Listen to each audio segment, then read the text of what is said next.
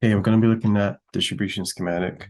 I'm going to be using Usdcad on the 4-hour time frame and analyzing the type 2 schematic. So in the type 1 schematic, in the previous videos, we've seen that we will have, after the updose phase, we will have an updose after distribution, which will form a high before the markdown. In this scenario, we have an updose phase and then the LPSY, three phases of LPSY, 1, 2, 3, and then we have the markdown.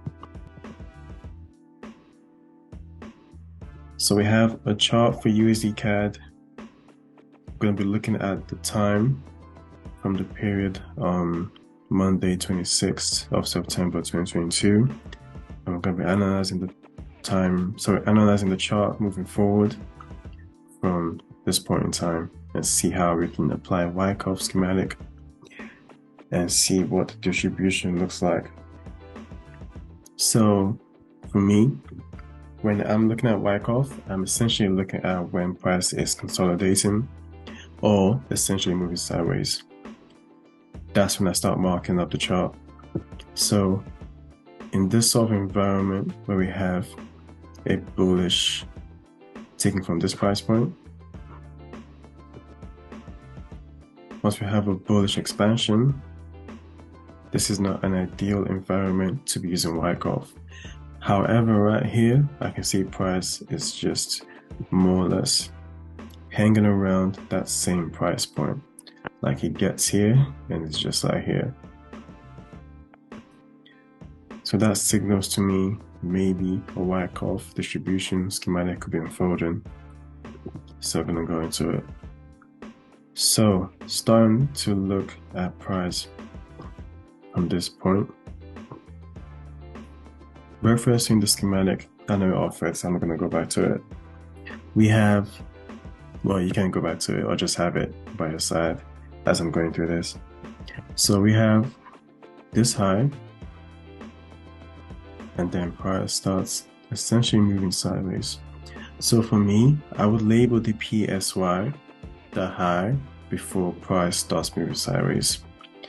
Just from back testing, that's what I've always found to work and gives good accuracy in when it comes to labeling and annotating the charts. So this would be the PSY level. Next we have the BC, and the BC should go above the PSY level, which I will label as this high.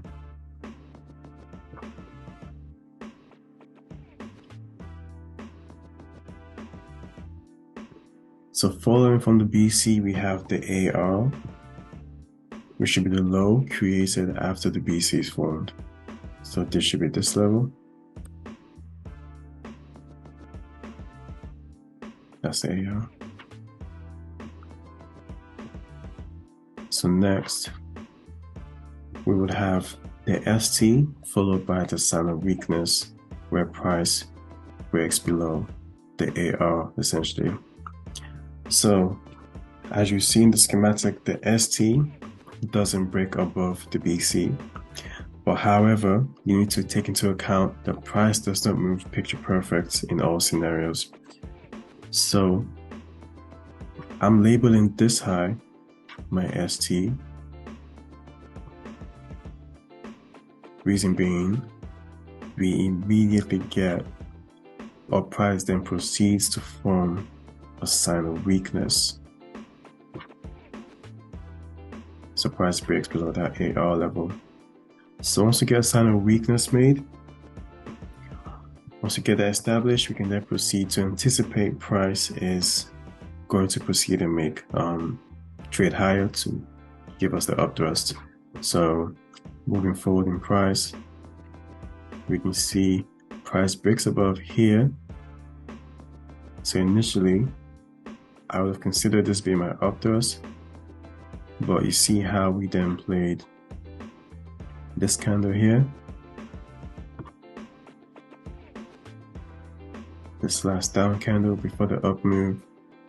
Price comes back, we trade from it and proceed higher. So this level will be my upthrust.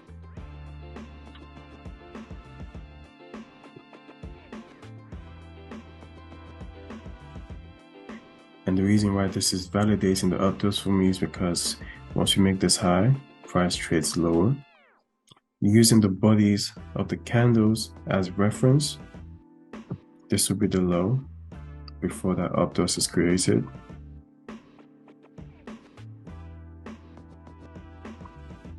And then you can see from this low, price then goes on to create a lower low right here.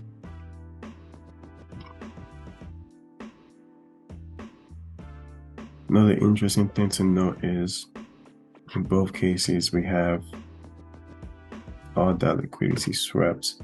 So all these highs, liquidity swept here, price trades higher. In this scenario, this is quite great to see all that liquidity swept right there. Price trades higher, creating the upthrust, breaks low, forming a lower low. So after the upthrust is formed, according to the distribution schematic number 2, we then have 3 phases of LPSY. So as you can see, price comes down here from the lower low. This candle then becomes a point of interest.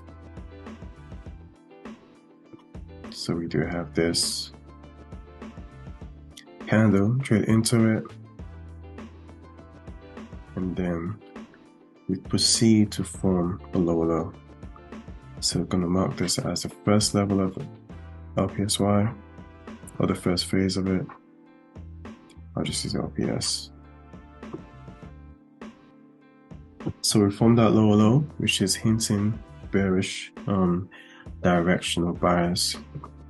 From breaking this previous low here, forming a lower low, trading to that last up candle, forming a lower low, that's confirming a bearish directional bias for us. So moving forward, we can see after creating this lower low, price then comes and trades back up into this candle. And you can see while it's doing so, it's creating equal highs, which we identify as liquidity to be swept in future. So price then comes, this candle breaks essentially below this low, but it's just it leaves a wick right there, but the bodies remain above it. One thing to note. So we then see price push higher, trade above this level of liquidity, and then price then drives aggressively lower, forming a lower low. So we have a break of structure right here. Not using the wicks, but using the bodies.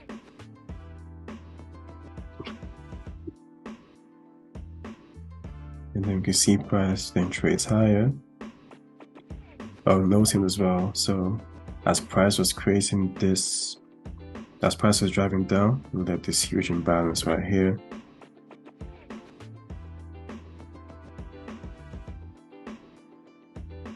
Price trades higher to fill that imbalance,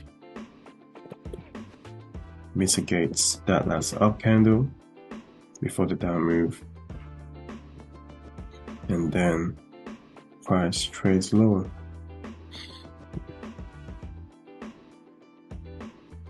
So this candle as well was a point of interest, and we have an imbalance right below that candle. Price came, filled that imbalance, mitigates that candle with that wick, and we start trading lower. So this would be my second phase of LPS.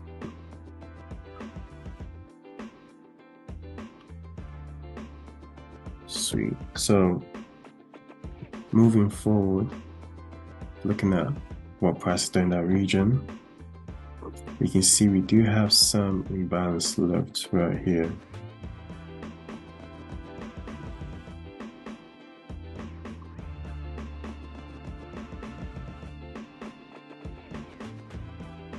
So going forward, you can see price then comes down here.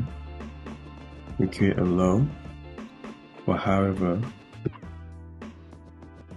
we don't make a low referencing the bodies of the candles, but this wick does go, if I use the crosshair of this using the wick, that doesn't go below. Sorry, the wick does go below the price, goes below price here, below the wicks here, but the candles remain above. So the body still remains above, doesn't close below this low, below this black arrow. And then we see price push higher.